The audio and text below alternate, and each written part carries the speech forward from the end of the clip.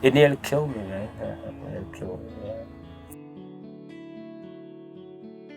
I was thinking about especially my younger one. I said, wow, if I die now, that would be very hard on him.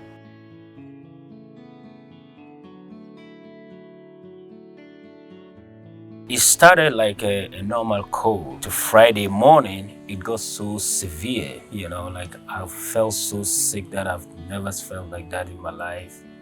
Like my breath, I was having like bad SOB, shortness of breath. I thought I'm not gonna make it because like I couldn't breathe.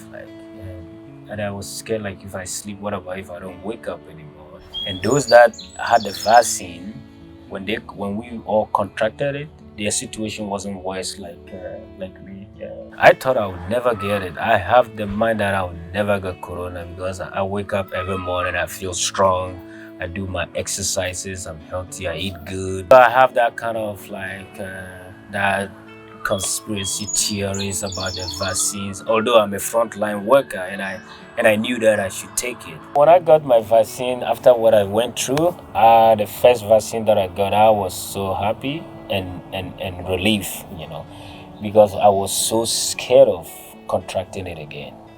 Corona is real, I, I've been through it, and it nearly took me away from my family. The battle is not over yet. I still have to go to emergency to make sure that I don't have blood clot from the treatment that I got from corona.